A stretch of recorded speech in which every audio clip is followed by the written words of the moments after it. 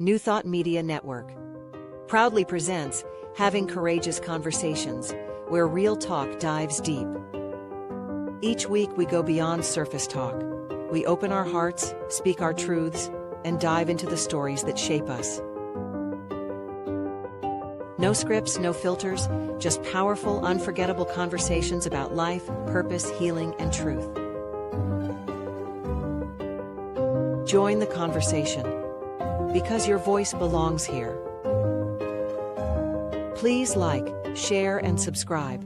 Check out our YouTube channel at Having Courageous Conversations or email us at yourshowyourvoice@gmail.com. Now, let's have a courageous conversation. The views and opinions of our guest and hosts do not necessarily reflect those of New Thought Media Network, or any organization we may be affiliated with. Here at New Thought Media Network, we welcome freedom of speech and courageous conversations. There are many topics that can be difficult to navigate. Challenging the status quo and engaging in lively debate is important to expanding our understanding of one another, and life in general. Creating a peaceful world doesn't happen because no one disagrees, it happens from a willingness to understanding one another. In our programming, we strive to expand consciousness and assist people in creating remarkable lives. Your comments are welcome at info@ntmedia.org. Welcome to today's episode of Courageous Conversations. Having Courageous Conversations is a heartfelt, spirit-led online series where we explore the transformative power of honest dialogue. Rooted in authenticity, compassion, and spiritual awareness, this show invites voices from all walks of life to engage in meaningful conversations. Many times, conversations we often avoid but deeply need to be having. I'm Cheryl Rogers, and I am delighted to be here with you and with my wonderful co-host, Mark Dupuis. And together we will be guiding this conversation with Elizabeth Gaal, our wonderful guest speaker, who Mark is going to introduce you to. Thanks, Cheryl. So awesome to be here. Welcome, Elizabeth. Elizabeth has been a long-time Reiki master, attunement practitioner, yoga and meditation teacher, massage and energy therapist, as well as facilitating yoga and healing retreats in Mexico and being the owner and facilitator of a private retreat in Nova Scotia. In June of 2021, during the global pandemic, Elizabeth's life was derailed with a diagnosis. Follicular lymphoma that metastasized into aggressive B-cell lymphoma in her abdomen started in between the kidneys. Now, after chemo and radiation, Elizabeth is cancer-free. Yay! However, the treatment left her with some new health obstacles. In the last 4 years, she has had over 17 surgeries to manage the damage that chemo did.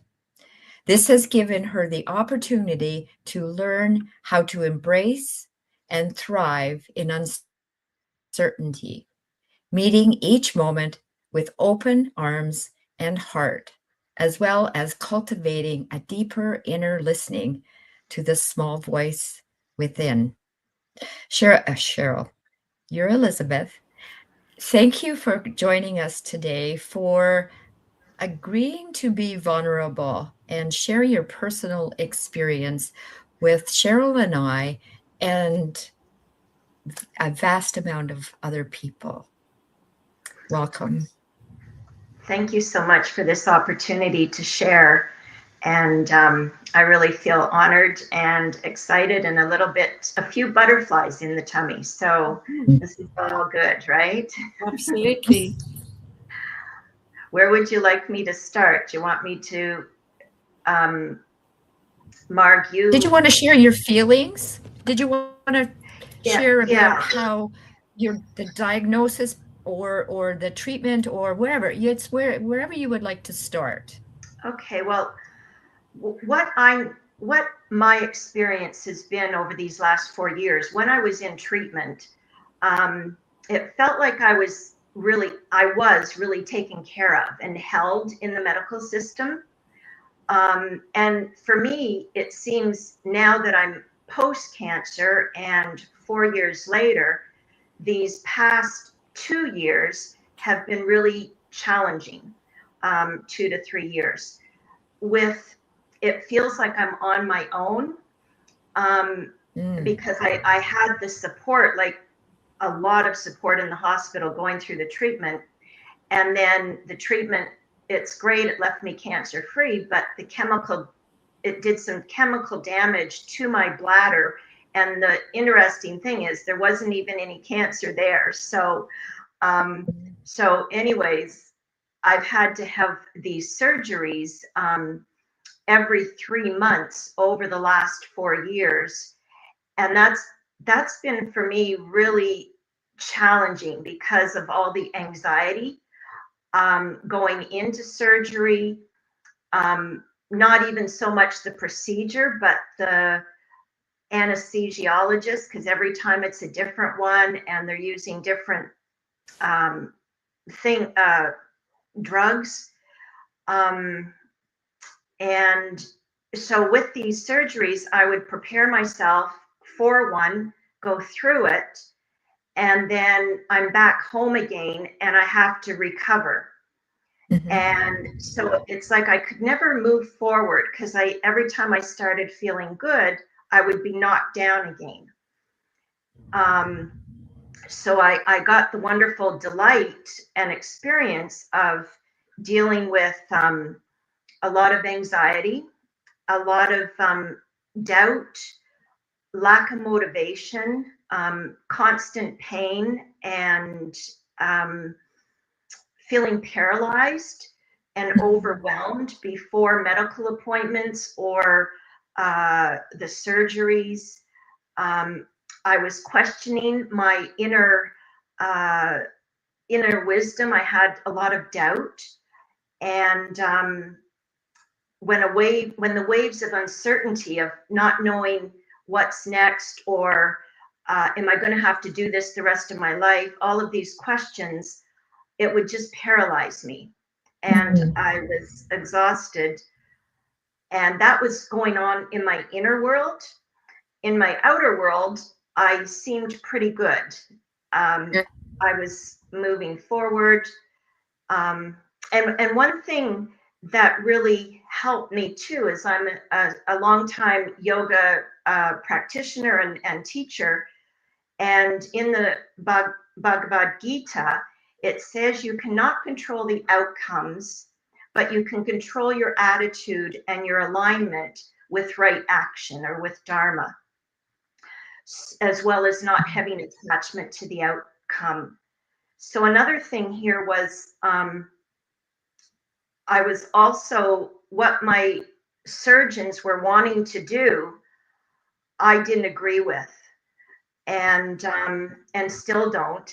So I had to reclaim that connection with my intuition and my inner guidance, and try something that is against the norm for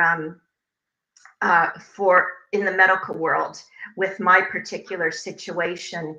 And that's been really challenging for me because it's taken a lot of energy for me to go against the system. But if I didn't, I felt there would be a self-betrayal because I wasn't honoring myself. So now I decided last October I was going to take these tubes out so I didn't have to have them replaced every 3 months. And I had a lot of fear with that because, of course, my kidneys maybe wouldn't work. I could go septic. So there was all of that. But anyways, here I am now, how many months later from October, and it was a little bumpy. But my blood work is stable and my kidneys are stable. So I feel my strength coming back, and I have learned a lot of lessons along the way with that Gita about I can't control the outcome, but I can control how I respond. And so that's what I'm hoping to share today, is just, some of the tools that I used, and also my definition of thriving in uncertainty. I would like to share that if you're interested in hearing it. Absolutely. Cheryl, I think you're on mute, but absolutely we want to hear. And I have 2 questions for you. One is, when you said you had the opportunity to have all these experiences, is that a bit tongue in cheek? Because you just delight and opportunity. So Yeah. I caught that same question, Mark. So yeah. So tongue in cheek, or like I think there was the journey maybe to get beyond, like, holy shit, this is happening, and to actually have the experience of, you had the opportunity. And the other one was doubt. You talked about doubt, and the doubt was with question, doubt in the medical system, doubt in yourself, your body, or whatever. So I have those questions, and so I'll be quiet now so you can go with the flow and take it on. I use the words doubt, okay, I'll start with doubt. Doubt in the medical system for my particular situation. So that's where the doubt is there. I highly regard my medical team. I appreciate her and all her tools, and for bringing me as far as she could. I still want her to keep me on the radar, because I don't know what's coming tomorrow. So I'm grateful for her.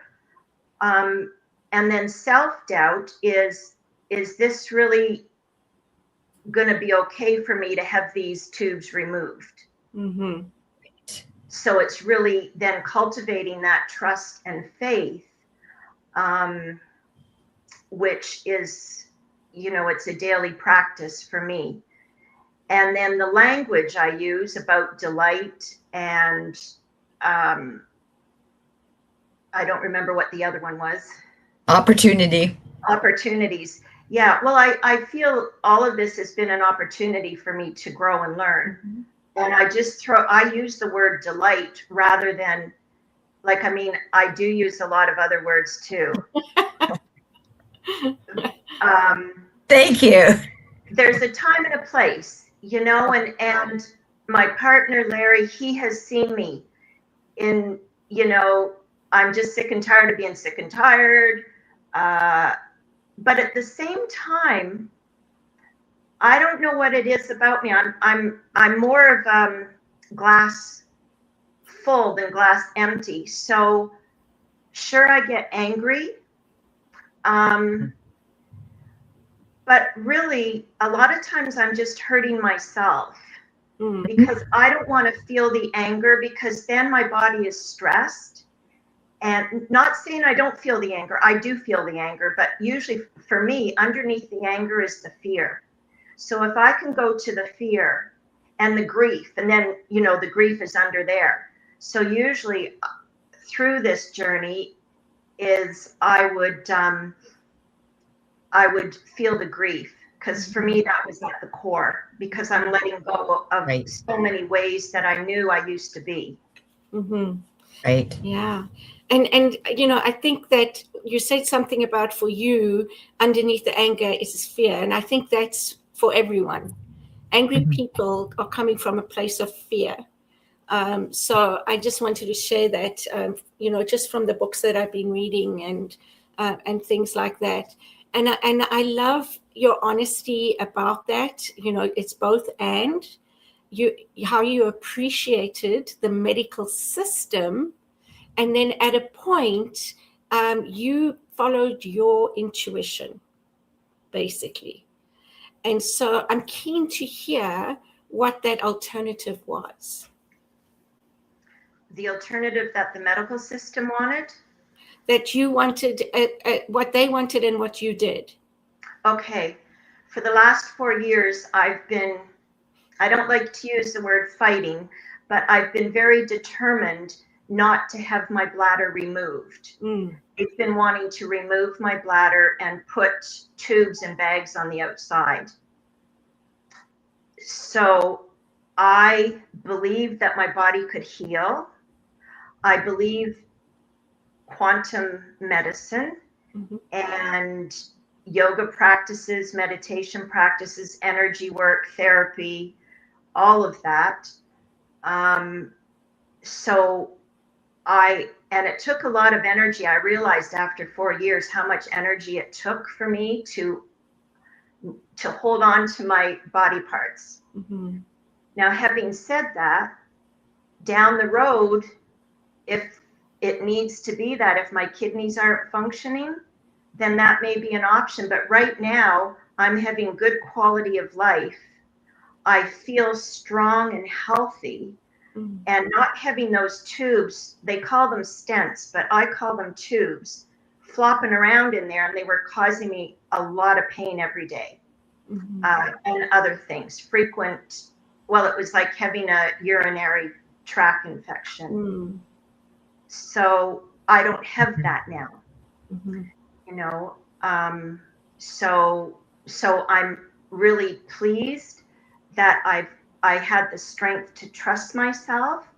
At the same time, like in the Gita, I don't have attachment to the outcome. I don't know where this is going. Down the road, my kidneys may need some extra support, but not today. Right. Right. Yeah, that's beautiful. And I think also, that's one of the teachings in unity is to having faith, right? And we often discuss what does that mean. And you trusted your faith, because what faith means is not knowing what the next step is, but taking it anyway. Right? And Right. I have a cold, so just forgive me. I'm just going to jump in Thank here you. too. And Elizabeth, I really appreciate that you said it was both this and that. I see you as a teacher. I know you have certificates and degrees maybe in what you practice, but I mean a life teacher. You're coming to us with your experience, and you had these obstacles, you had these, I'm going to call them challenges.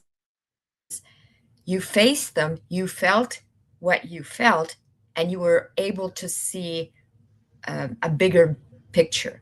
You were able to have a vision, and you shared both of those sides with us. And I really trust when a teacher speaks to me in that way, because it feels real, that being human, there are different emotions, right? So I thank you. And I wanted to share, because this is my belief, and it's not everyone's, but I believe, and I don't really talk about, this is courageous conversations, right? So here goes. I believe that my soul, before I was in my physical form, made these decisions of how things are going to unfold. So I believe the diagnosis of cancer is something that I already agreed to in my life previous, and that I needed to clear something, whether from other lives or whatever, so that I can learn these lessons and move forward with a greater sense of purpose and wisdom, I believe.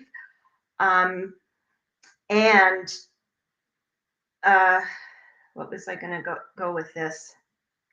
So even when I got the diagnosis, like I was actually, and I have never said this out loud other than in my own head, I felt blissful. And only in the last month has it dawned on me why. And I feel it's because my soul I was connecting deeper to my soul. that this wasn't a bad thing. This was part of my journey. And I feel whenever I am aligned with my soul or my source within, that I feel more bliss. I'm still having the human experience because I'm in this physical body. But when I'm really aligned and coming from my source, I feel more blissful. And it can be really a little muddy because in the Gita it says, just because something is pleasurable doesn't mean it's good for you. And just because it's good for you doesn't mean it's pleasurable.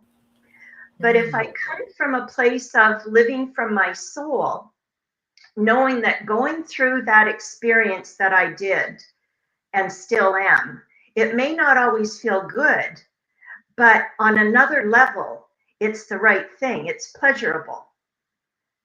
I don't know if that makes any sense to you because there's layers here, right? I love that. I love that. And I agree with you. You know, I think, I mean, I come from a teaching where Myrtle Fillmore healed herself of tuberculosis.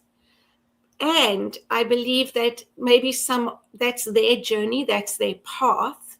But I don't think that illness or disease is something that is shameful or we need to heal, because I do believe that it's there for a purpose. And what you said about it's the response, it's about how we respond to things and how we internalize it and how we work through those emotions. I think it's all that is the spiritual experience. And so to view it as an opportunity and to share that, I think is wonderful. I think that's, very spiritual. And to me, it's a belief that I have as well, because so I've said this before, because shit becomes fertilizer. No mud, no lotus. Right? Exactly. Yeah, that's a better way of saying it. No mud, no lotus. Yeah, so true. Yeah. Mm-hmm. So, like and the other thing too, once my body becomes healthier, all the things that have been ignored in my physical human body, now that it's stronger, they all have risen up. For example, the shoulder, my muscles, they're all torn. I can't lift my arm. My foot has a ruptured or dislocated permanent metatarsal joint. So it's like all these physical things are rising up now because I have more strength and energy to deal with them. But also, that's where I would say the F word, because come on, give me a break. I've just been through this and now there's more coming down the pike. So that brings me to, okay, what is my definition of thriving in uncertainty? And for me, like in the Gita, it says, okay, you can't control your outcome or your outcomes, but you can control your action. So start to take action.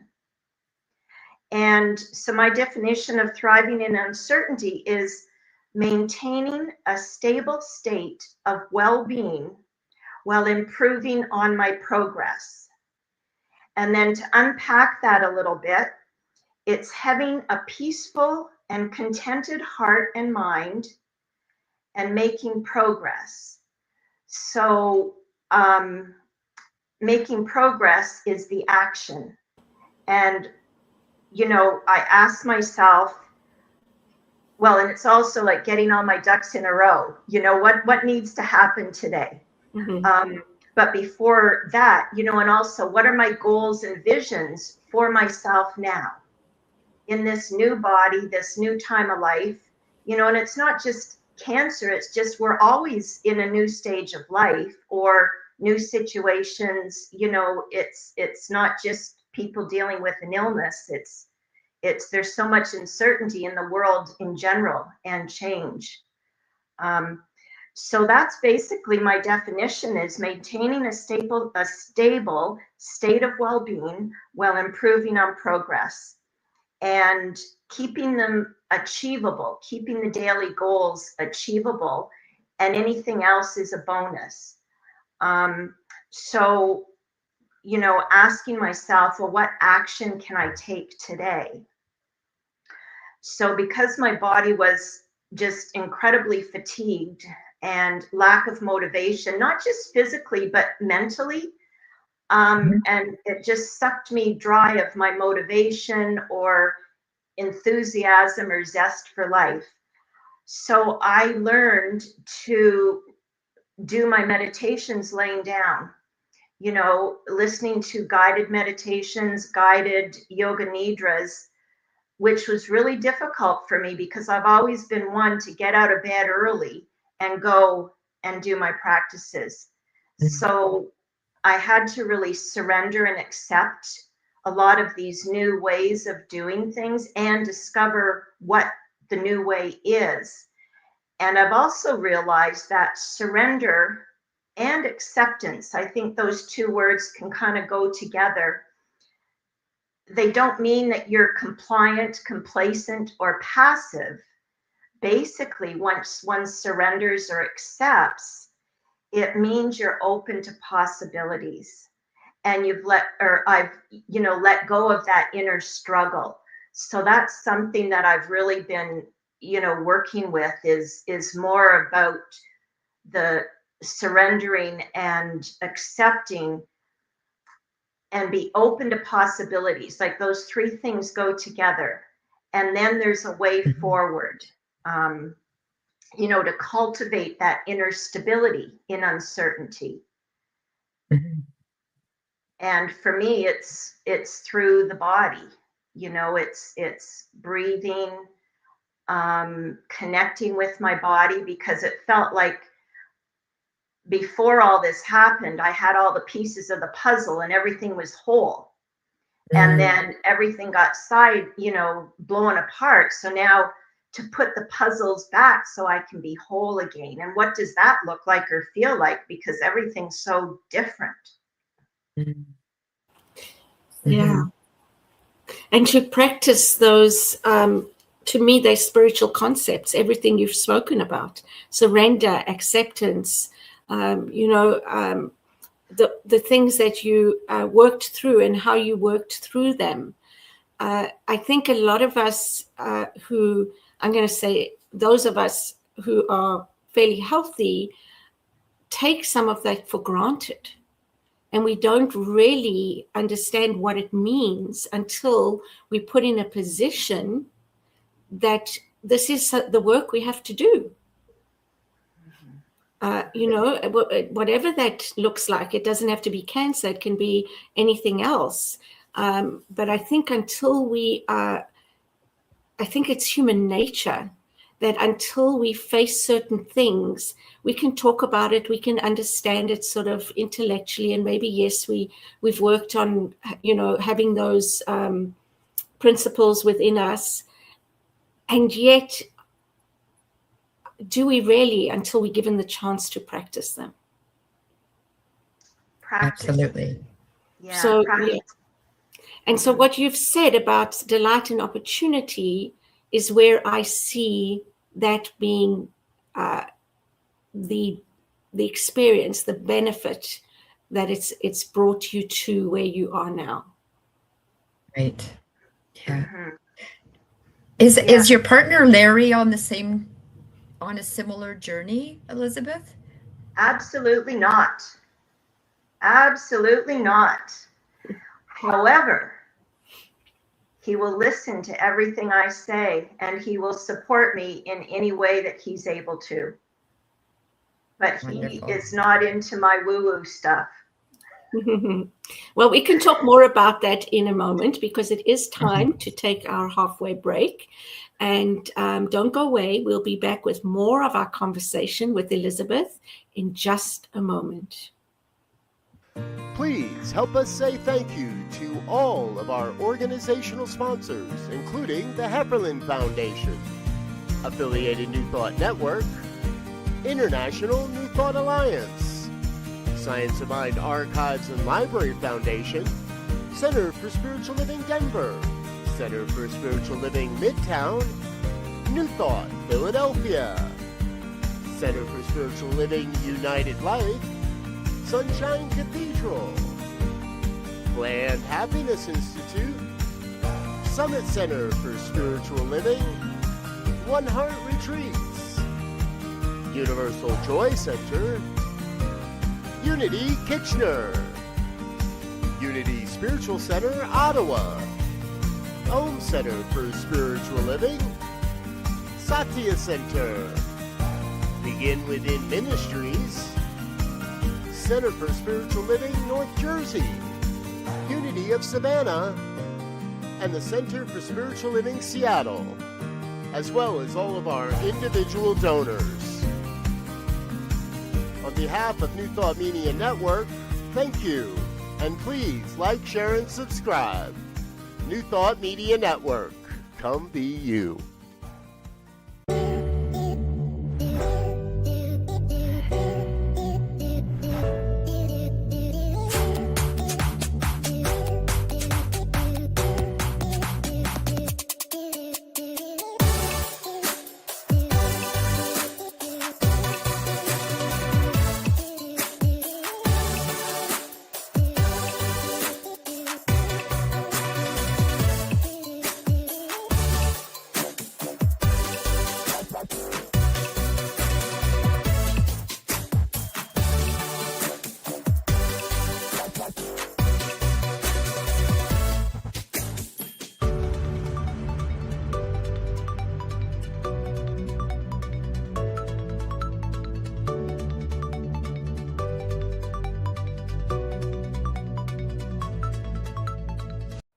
Come expand your spiritual journey.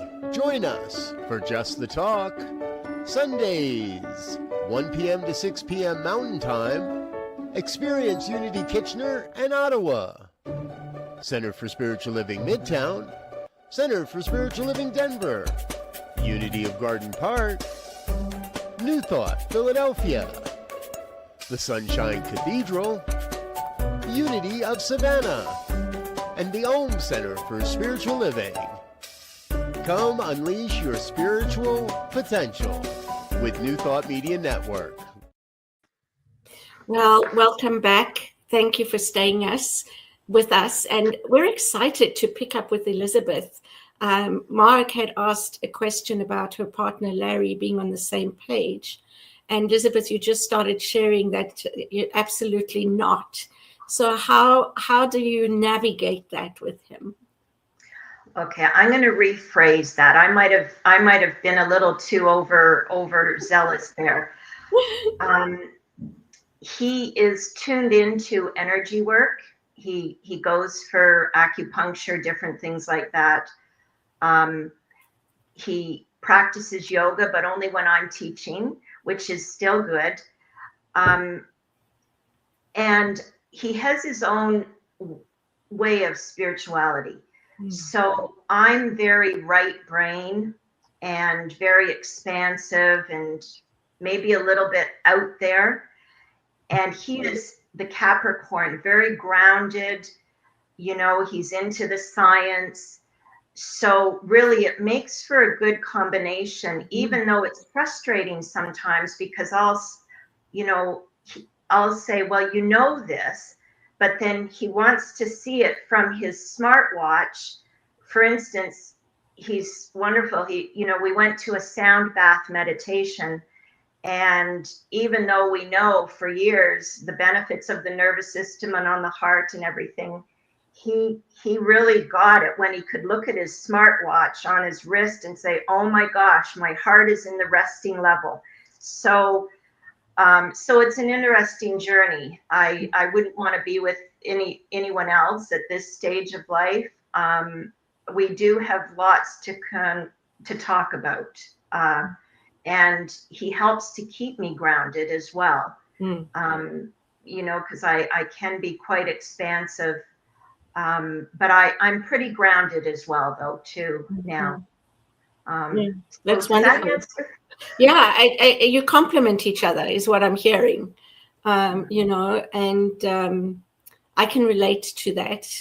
It's interesting because my husband says he doesn't have anything to do with this, but then he'll make comments, or I'll ask him to listen to something I've written, and he'll give me feedback. And he says, and we know all that. I'm like, oh, okay. So yeah, it's very interesting. But generally, he just goes on with his life, and I do mine when it comes to this kind of thing, the spiritual side of things. Yeah. I think what I do appreciate is that he is open to having conversation. And he has the courage to show up also for conversations that may be quite challenging. That's great. So yeah, I appreciate that. Yeah. It makes a huge difference. Yeah. I think that's why these conversations, these real conversations, are important to share, because it's not like, okay, you don't have a mini Elizabeth for a partner. We don't go around with these mini me's, and life is fantastic because we all agree on the same thing. And I think having these conversations is important as spiritual teachers. And students. Absolutely. Yeah, we all teach and we're all students. So yeah, I think life would be very boring if we all agreed with each other. It might sound nice, but maybe for a day or two. Now, I know my partner, he would say he agrees to everything because I always get my way, but I beg to differ. Yeah. So, yeah, where do you want to go next, Elizabeth? Well, I just wanted to say a few of the things that I do, that help me with thriving in uncertainty or navigating it better. And that is, I start my day with an intention. After I do some body full meditations, laying in bed now, and then I like to just ask myself, what's possible for me today? And really opening up to possibilities. And sometimes it's possible for me to experience a walk.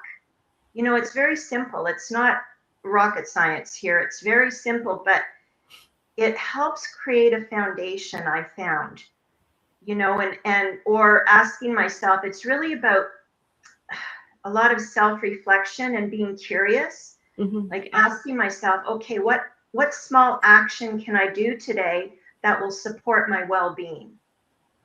And then whatever comes up for that, I like to create the inner stability. So I do that, one, through meditation, but also asking myself, okay, there's so much uncertainty. What am I certain about? Wow. Because if I can connect with what I'm certain about in this moment, like I'm certain, okay, I'm in this body. I'm certain I'm going to go brush my teeth. I'm certain I'm going to go have a shower, like very simple, because that's sometimes I can only deal with bite-sized pieces. I'm certain that I'm going to eat something healthy today. So what am I certain of? And that kind of has helped me, that's helped me navigate through feeling so lost and like, what now? Because everything is so different. And also really being present, like with the inquiry again of what am I feeling? What is true for me now?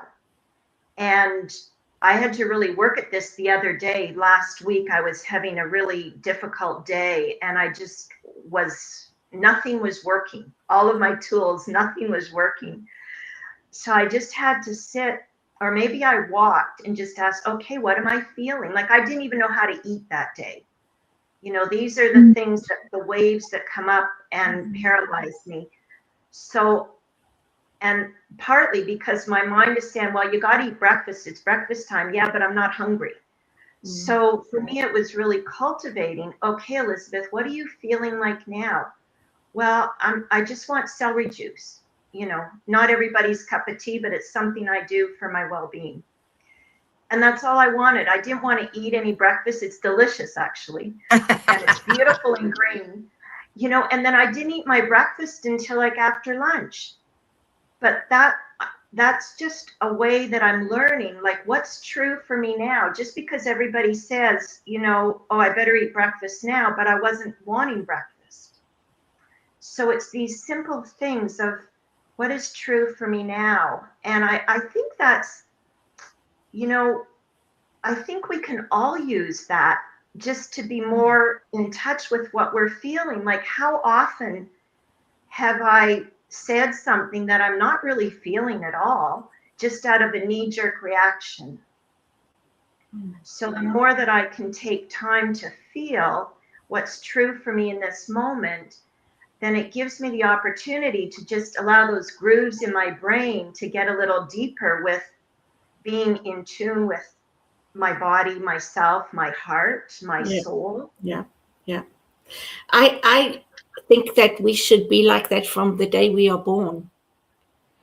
But we get so conditioned, right, by society and the expectations and our family. And it's no fault of them, because they were conditioned and their parents were conditioned. And, with these expectations of you must eat your dinner, or you're not going to get pudding, and I even see some of this with my son, and it's like, just let them be. But I think as adults, we have some of us, I'll speak for, have a lot of issues because of that upbringing. With that education, there's no fault of anything or anyone. It just is. And then there's a lot of undoing, a lot of dismantling stuff when we're older, because we don't understand, why do I feel this way? Why do I get so insecure in this situation? Those kinds of things. And in internal family systems, and I can't remember his name, Richard Hawkins? No, David Hawkins. Anyway, it's really about going into yourself and calling the parts of you forward that are feeling this way, and exploring that, because we all have different parts in us. And where does that come from? And so how do we let that go? So I think it's very wise. And I think hopefully one day we'll evolve to recognizing that we have everything we need inside of us. We don't actually need someone else outside of us to tell us who we are and how to be.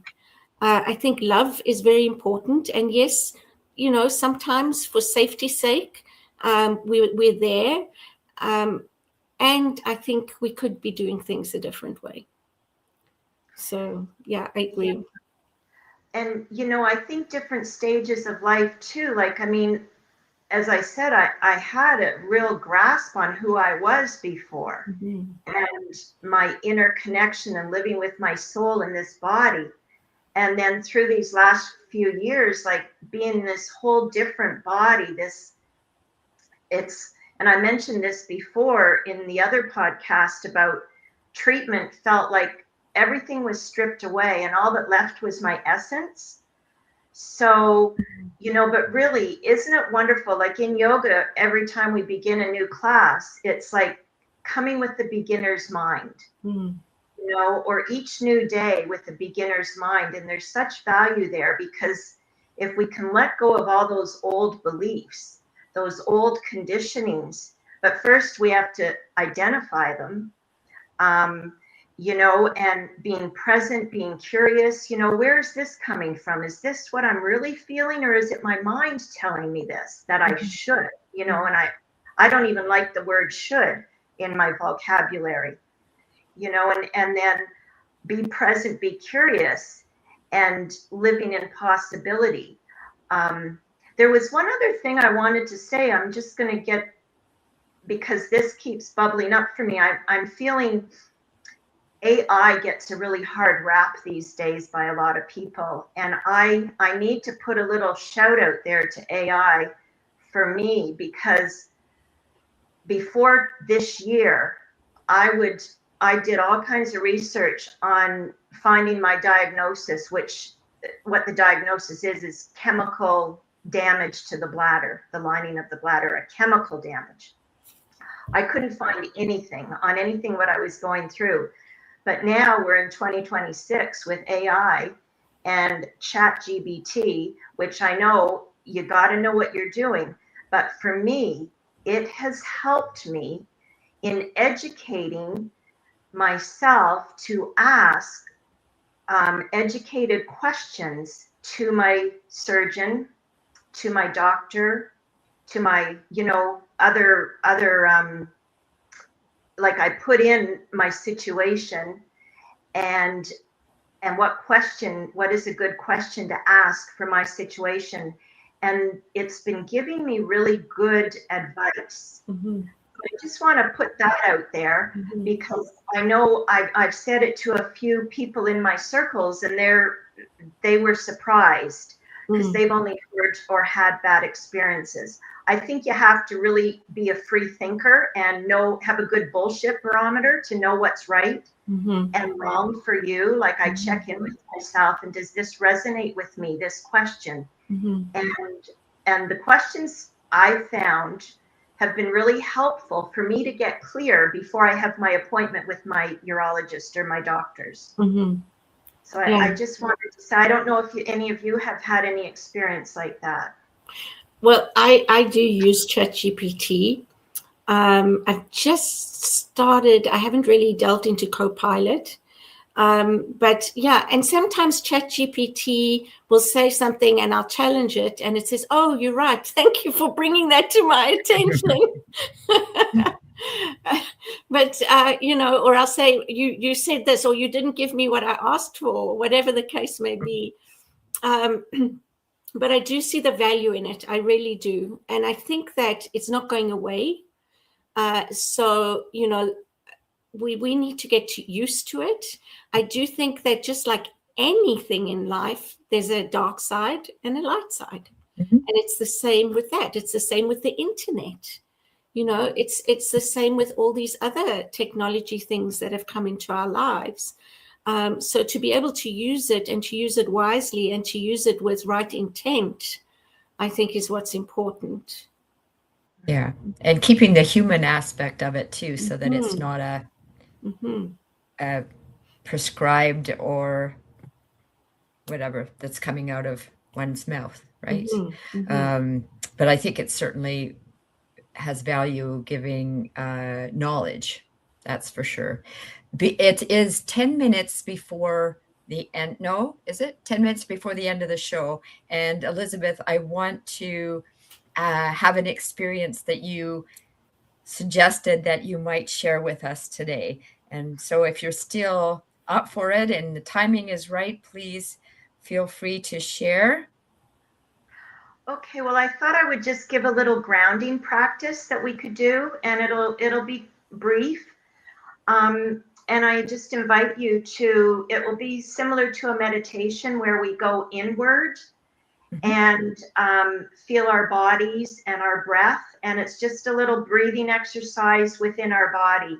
So I invite you, and if you wish, you can take off your eyeglasses and close your eyes. If it feels comfortable for you to close your eyes, and just feel yourself sit here in your room. Feel the support beneath you. Feel your feet on the ground. And then taking a deep breath in through the nose if you're able to. And just let it out. Let go. And on your next inhalation, allow that to draw you into this moment. And as we close our outer eyes, we open our inner eye. And just imagine as if you're breathing in through your heart space. Inhale in through the middle of your chest. And as you exhale, exhale down through your legs, ankles, and feet. Next, inhalation in through the heart center. Exhale down through the legs and feet. And just continue to do this in your own rhythm. Inhaling through the heart, feeling an openness, expansiveness. Exhaling down through the legs, ankles, feet. And with each exhalation, connecting with the groundedness, the stability beneath you. Each inhalation, opening, expanding your heart space. Exhaling down, connecting with that stability, connecting to earth.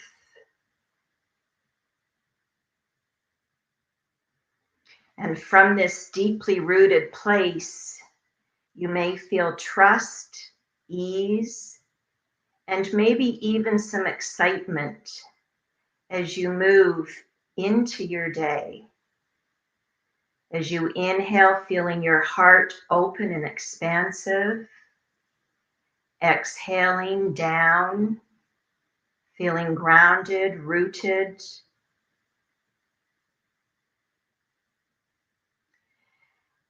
And continue with this breathing, this focusing. Just like a tree, the trunk is strong, the roots go deep, the branches reach up towards the light or a new day. The leaves and the branches are flexible, blowing with the wind. And just knowing that any uncertainty you may feel is actually the day gifting you infinite possibilities. Mm. What is possible for me today? What is possible for me today? And then gradually allowing your breath to be a little deeper. Allow your awareness to rise up to the surface. And allow your eyes to softly open, coming back into this room, this time, this space, this podcast. And thank you for sharing that sacred space with me. Mm. That's just a Now, little sample of how we can press the pause button in our day or the morning, the night, whenever. Just press the pause button and take a few breaths into the heart. Feel the openness and then ground down through the legs. Mm-hmm. Beautiful. I actually felt my feet grounded, like they felt more, I don't know, heavier, like they were really on the ground. Mm. Yeah, that was great. Thank you. And how long do you do that for normally? It depends. It depends on my energy level and my schedule in the day. But if ideally, I would like to do it, a meditation with grounding and working with healing my body, probably 30 minutes Mm-hmm. minimum, 40 minutes. It all depends. Mm-hmm. It depends on how I'm feeling.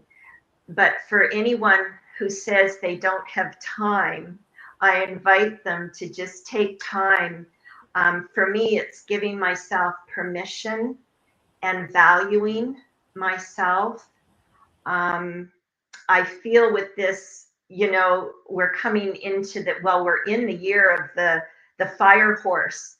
So I think things are going to be galloping really fast. I feel this year it's really important that we're grounded and that we're connected to our inner wisdom more than ever, just so we can navigate through the different adventures that may be coming our way. Mm-hmm.